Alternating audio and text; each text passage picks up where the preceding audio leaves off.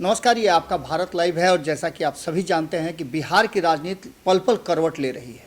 इस करवट लेती राजनीति में एक बार फिर से ये बातें जबरदस्त ढंग से भीतर खाने में चलनी शुरू हो गई है कि आखिर नीतीश कुमार और तेजस्वी यादव के इस नए गठबंधन का क्या होगा। खास करके बात भारतीय जनता पार्टी की करें तो भारतीय जनता पार्टी ने लंबा समय बिताया है तेजस्वी यादव और नीतीश कुमार की दोस्ती को देखते हुए। 90 के दशक से अगर बात करें तो नीतीश कुमार और तेजस्वी यादव के पिता लालू प्रसाद के बीच में जो तल्खियां रही हैं उन सब को भारतीय जनता पार्टी ने रीड किया है और इसके साथ ही भारतीय जनता पार्टी और नीतीश कुमार का लंबे समय तक गठबंधन रहा है। ऐसी स्थिति में भारतीय जनता पार्टी लगातार इस बात को कह रही है कि बहुत कुछ बिहार की राजनीति में अभी घटित होने वाला है। इन सबके बीच में आपको पता है कि लगातार जिस तरह से भारतीय जनता पार्टी का फोकस पूरी तरह से बिहार में हो गया है, क्योंकि अगर कांग्रेस को छोड़ दिया जाए तो सिर्फ एकमात्र ऐसी पार्टी है और ऐसे नेता हैं जो केंद्र से भारतीय जनता पार्टी और नरेंद्र मोदी को उखाड़ फेंकने के लिए प्रयास शुरू कर चुके हैं। इसमें नीतीश कुमार का नाम सबसे ऊपर है। जो नीतीश कुमार लंबे समय तक भारतीय जनता पार्टी और एनडीए के हिस्सा रहे हैं, इस बार फिर से जब उन्होंने महागठबंधन में वापसी की तो उनका एक ही उद्देश्य था और जिसको बार बार कह रहे थे कि विपक्ष को एकजुट करके भारतीय जनता पार्टी को सत्ता से बाहर करना। इस प्रयास में लालू प्रसाद का भी साथ उनको मिल रहा था। लेकिन इन सब बातों के साथ साथ एक बात जो भीतर चर्चा का विषय बनी हुई है वो ये है कि नीतीश कुमार और तेजस्वी यादव के बीच में ये संबंध क्या उस समय भी चल जाएगा, उस समय भी बरकरार रहेगा जब तेजस्वी यादव को वो आंकड़े मिल जाएंगे 122 के, जिससे वो अपने दम पर मुख्यमंत्री की कुर्सी हासिल कर सकते हैं।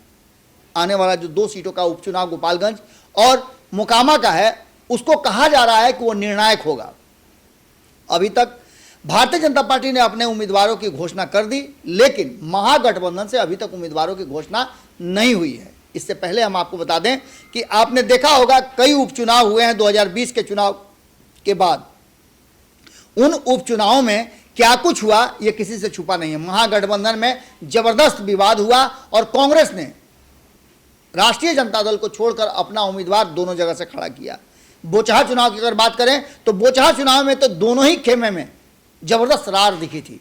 जहां एक तरफ भारतीय जनता पार्टी ने अपने उम्मीदवार खड़ा किए थे, वहीं राष्ट्रीय जनता दल के उम्मीदवार के विरोध में कांग्रेस ने अपना प्रत्याशी खड़ा कर दिया था। लेकिन सबसे बड़ी बात उसमें यह हुई थी कि बोचहा चुनाव में नीतीश कुमार की भूमिका संदिग्ध थी।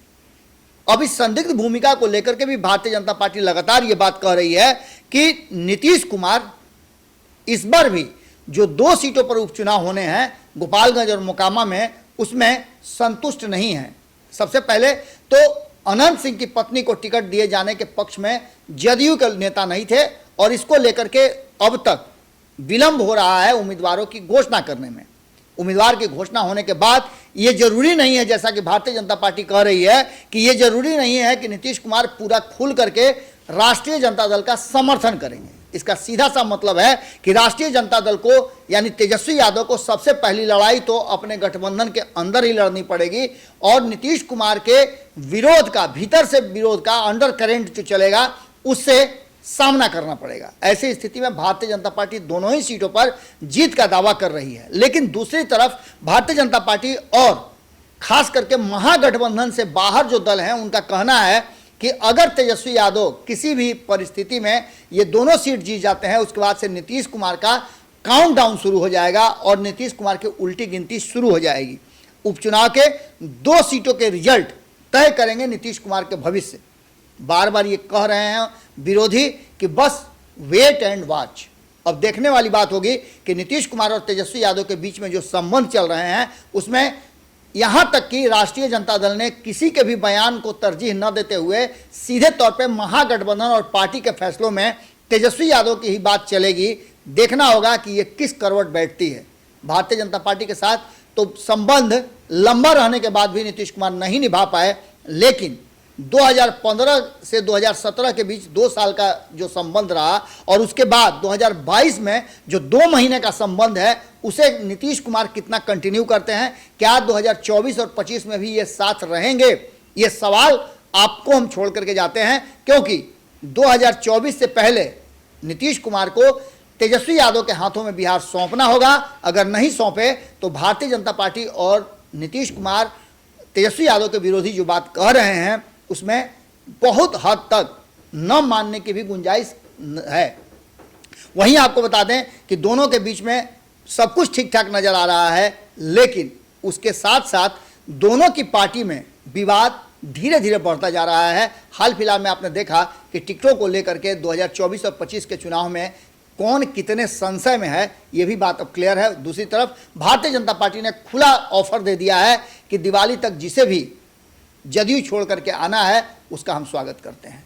अब इन सारी बातों के बीच क्या कुछ निकल करके बिहार की राजनीति में आता है, हमें भी इंतजार है, आप भी इंतजार कीजिए। अगर आपको लगता है कि कमेंट बॉक्स में आप अपने विचार दे सकते हैं तो जरूर दीजिएगा। बहुत बहुत धन्यवाद। अगर ये वीडियो पसंद आई और वह बिहार के राजनीति और बिहारियत से सरोकार रखेनी तो सब्सक्राइब बटन दबा के चैनल के सब्सक्राइब कर ली। ओजे एगो घंटी बा, ओकरा बटन दबा देला से कुल सटीक और मारक खबर रुआ मुफ्त में मिल जाई। अगर रुआ पत्रकारिता के हमनी के नया प्रयोग में सहयोग कर चाहतानी तो ज्वाइन बटन दबा दी। पेटीएम नंबर नोट कर ली 9386816700। धन्यवाद।